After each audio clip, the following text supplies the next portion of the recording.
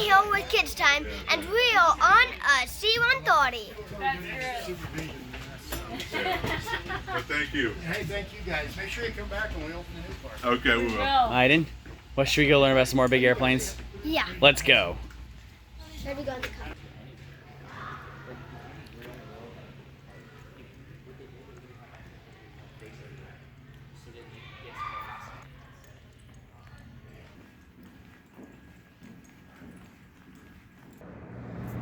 Whoa, the C-47, the train of the air. The C-47, the workhorse of the Air Force.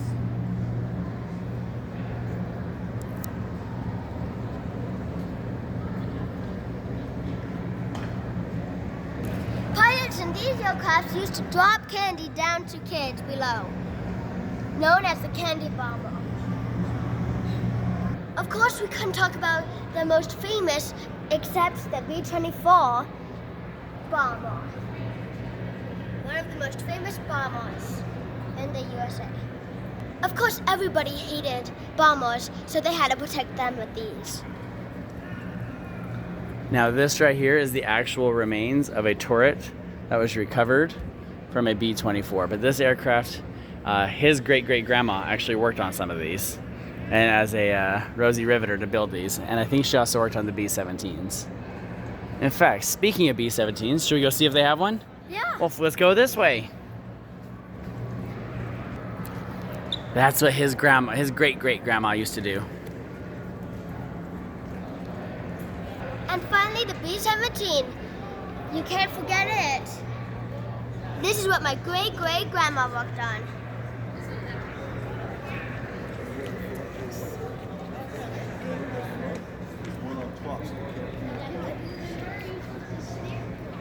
Let's go check out the bombing. So here's the bottom nose gun, the front. That's where the bomb sight would sit. Okay, let's check out the bomb. These are replicas, I hope. Okay. What do you think, buddy? Cool. Isn't it crazy that your great grandma built these things? Yeah. And back in World War II, there was such a demand for young men to go to war that the women stayed back and built the aircraft. And his great-great-grandma was a Rosie Riveter. And I believe she actually worked on this individual plane because she was here for its unveiling.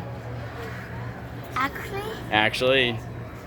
Of course, we can't forget the B-29, the most famous of its nation. And this is dropped the bomb that ended the war. There you go. Let's check out the B-29. In fact, I'm seeing something that we're going to want to check out. But look at the famous nose. How is the nose famous? Very round.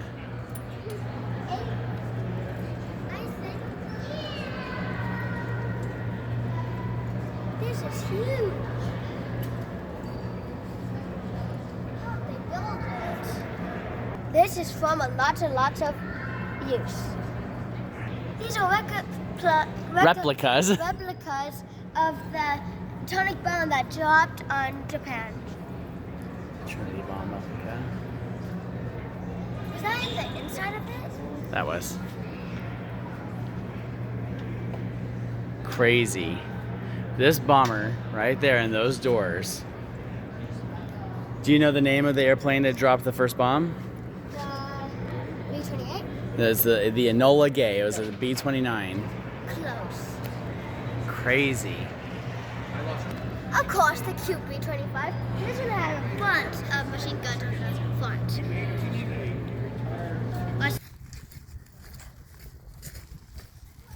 Iden thinks that looks like a bird with the beak and the eyes.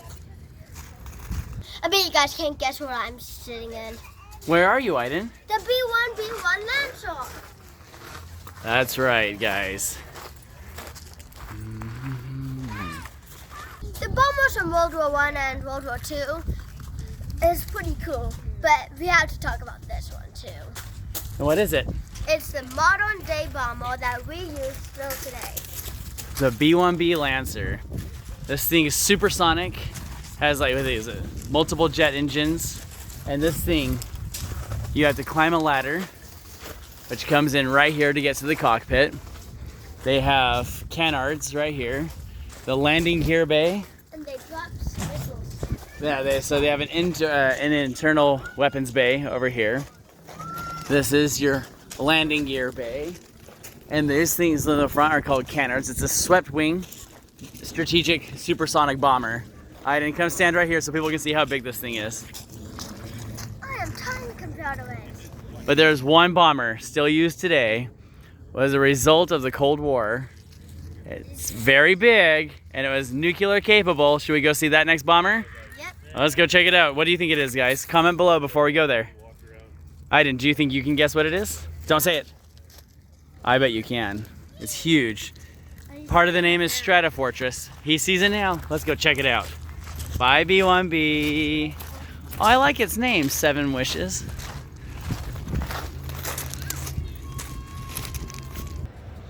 First, this airplane been used for many years, and we used it for good use too. So it's been in use longer than almost any other bomber. What is it, guys? Catch it? The B-52 bomber. It was capable of holding nukes and other cool. And do we still use it? Yep. We still use the Stratofortress to this day. Iden, let's walk around this bad boy.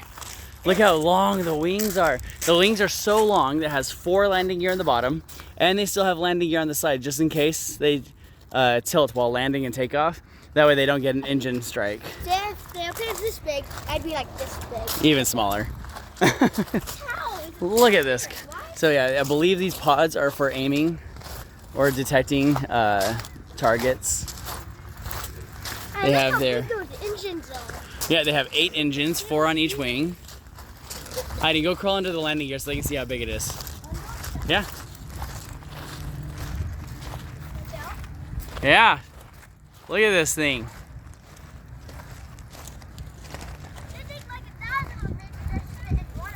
Yeah, this thing is huge.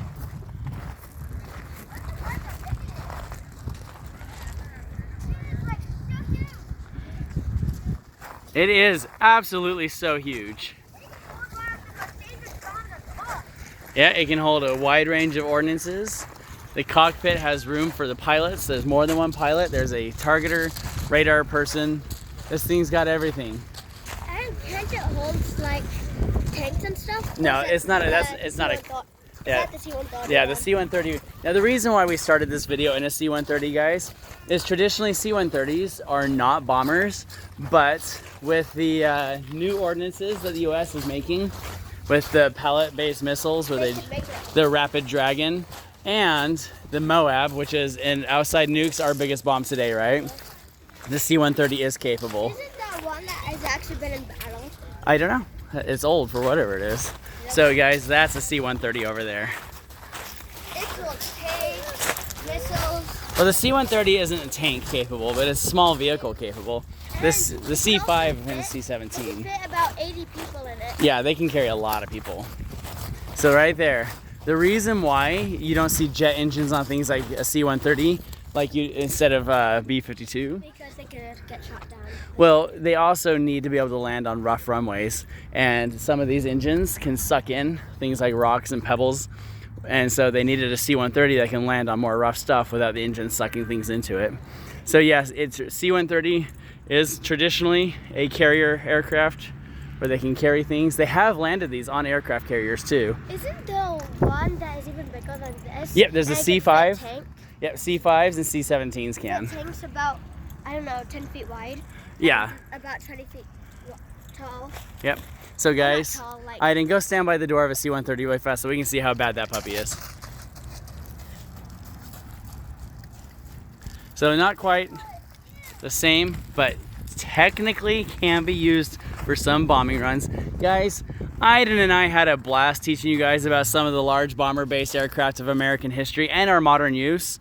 If you want to come see these airplanes, come to Ogden, Utah, for the Hill Air Force Base Aerospace Museum. And Iden, one more time, we want to stop everyone, smash that like button. And subscribe to our channel. And yes, guys, right now we are aware that notifications are not an option for you, and we're trying to figure out why. So please keep a close eye on all the videos so you can stay up to date with all the crazy adventures of Kids Time.